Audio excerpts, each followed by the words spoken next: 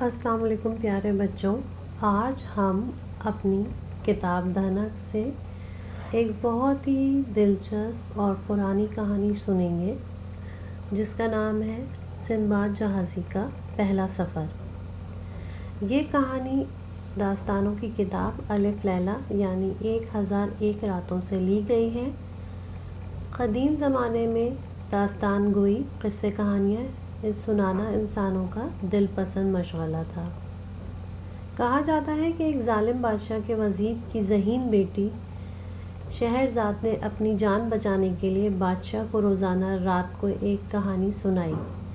صبح ہونے سے پہلے وہ ایک کہانی ایسی جگہ ختم کرتی جہاں سے آگے سننے کے شوق میں بادشاہ نے اسے زندہ رکھا۔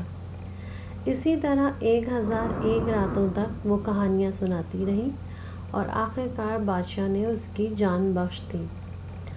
آج بھی وہ کہانیاں داستان محفلوں میں سناتی جاتی ہے اور ان کو علی بابا 40 چور، الادین کا چراغ اور سندباد جہاز کے 7 سفر کی کہانیوں کے نام سے یہ کہانیاں مشہور ہیں۔ تو سندباد جہازی کے پہلے سفر کے بارے میں کچھ یہ ہوا کہ ایک کولی تھا جس کا نام ہند باد تھا۔ وہ اپنی زندگی سے بہت پریشان تھا، وہ بہت غریب تھا۔ وہ ایک جگہ جاتا ہے، سامان اٹھا رہا ہوتا ہے تو اس کو سامنے ایک بہت عالی شان گھر نظر آتا ہے۔ جب اسے پتہ چلتا ہے کہ وہ گھر محل سندباد جہازی کا ہے تو وہ اللہ تعالیٰ سے شکوہ کرتا ہے کہ صرف ایک نام کے فرق سے وہ شخص عیش و عشرت کی زندگی گزار رہا ہے اور میں یہاں بہت محنت مشقت کر کے روٹیاں کما رہا ہوں۔ جب یہ خبر سندباد جہازی کو لگی تو اس نے اپنے نوکروں کو ہند باد کو بلانے کے لیے بھیجا۔ ہند باد بہت پریشان ہوا اور بہت شرمندہ بھی، لیکن جب وہ اندر آیا تو سندباد نے اس کی بہت خاطر تواضع کی اور پھر اسے بتایا کہ اس نے یہ دولت ایسے ہی نہیں کمائی ہے، اس کے لیے اس نے بہت مصیبتیں اٹھائیں اور اللہ تعالیٰ نے اس پر نظر کرم کیا اور آج وہ ایک کامیاب تاجر ہے۔ پھر سندباد نے اس کو اپنے پہلے سفر کی داستان سنانا شروع کی جس میں اس نے بتایا کہ وہ اس کے والد بہت نیک اور شریف انسان تھے اور بہت بڑے تاجر تھے۔ جب ان کا انتقال ہوا تو اس نے ان کی دولت کو صحیح سے استعمال نہیں کیا بلکہ عیش و عشرت میں پڑ گیا، اور جب اس کے پاس دولت اور وسائل کم ہونے لگے تو اس کے مطلبی دوستوں نے اس کا ساتھ چھوڑ دیا۔ رفتہ رفتہ وہ غریب ہونے لگا اور پھر تھوڑے بہت پیسے جو اس کے پاس بچ گئے تھے اس نے بحری تاجروں سے رائے لی اور ایک سفر پر نکل گیا۔ راستے میں اس کی طبیعت بھی خراب ہوئی، لیکن بندرگاہ پر نیا سامان لیا اور پچھلا بیچا۔ ایک دن کی بات ہے جب سمندر کے پانی میں ایک چھوٹا سا ان کو جزیرہ نظر آیا۔ کپتان بہت حیرت انگیز طور پر پریشان ہوئے کہ یہ نقشہ کبھی تو تھا ہی نہیں۔ پھر جب کنارے پر جہاز کو لگا کر سب اس جزیرے پر سستانے لگے، لیکن تھوڑی دیر بعد اس جزیرے پہ ہلچل مچ گئی۔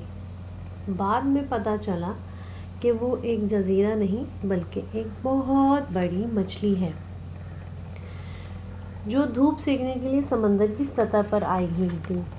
سب نے تیزی سے جہاز پر کسی نہ کسی طرح جان بچائی، مگر وہ سندباد جہازی اس جگہ پہ اکیلا رہ گیا۔ خیر وہ اپنی جان بچانے کے لیے تیزی سے آگے پیچھے پانی میں تیرتا رہا۔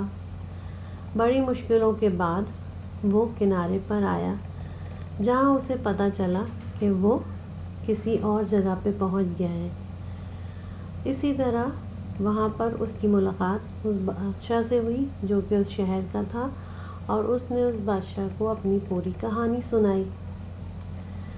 جب وہ کہانی سنا رہا تھا تو بادشاہ کو اس پر بہت افسوس آیا اس نے بادشاہ نے اس کی بہت خاطر تواضع کی اور پھر وہ اپنے جہاز کو اکثر ڈھونڈنے ساحل پر جانے لگا۔ اس جزیرے کے قریبی جزیرے سے نقارے بجنے کی آواز آتی رہتی تھی۔ اس کو دیکھنے کا بہت شوق ہوتا کہ وہاں کیسے جایا جائے۔ بادشاہ سے اجازت لے کر وہ کشتی لے کے وہاں پہنچ گیا۔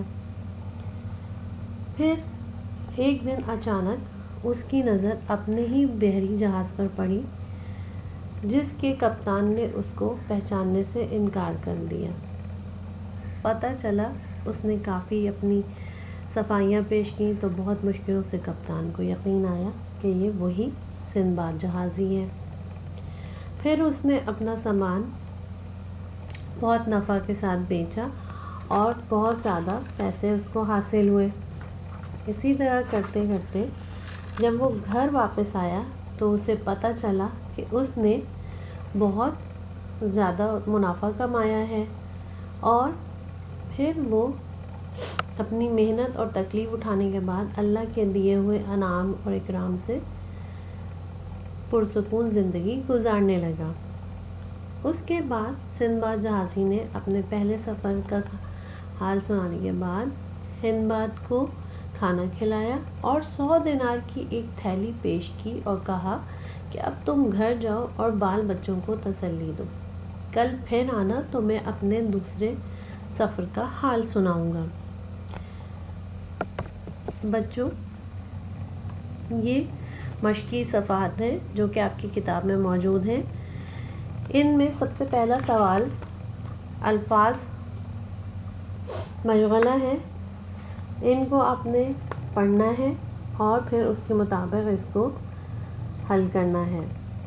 اس کے مترادف الفاظ بھی ہیں، اہل و عیال، خوش پوش وغیرہ وغیرہ۔ اس کہانی کے سوال جواب بھی ہیں۔ کہانی سندباد جہازی کا پہلا سفر کس کتاب سے لی گئی ہے؟ جیسا کہ آپ کو میں نے بتایا یہ الف لیلا کی کتاب سے لی گئی ہے اور اس میں مختلف کتابوں کی اور بھی کہانیاں ہیں۔ اس سفر نامے کا مرکزی کردار کون ہے؟ جیسا کہ آپ کو معلوم ہے اس سفر نامے کا مرکزی کردار سندباد جہازی ہے۔ سندباد کے کردار کی 2 خوبیاں لکھنی ہیں، آپ سبق غور سے پڑھیے گا اور اپنے مطابق آپ اس کا جواب تفصیلاً لکھ سکتے ہیں۔ پھر دوسرے صفحے پر اس سفر نامے کے مختلف مناظر کے بارے میں اپنی رائے دینی ہے۔ آپ ان سب کو پڑھیں گے، سب سے دلچسپ منظر آپ کو کون سا لگا، سب سے افسوسناک منظر آپ کو کون سا لگا اور آپ کا پسندیدہ منظر کون ہے، اس کی تصویر بھی آپ کو بنانی ہے۔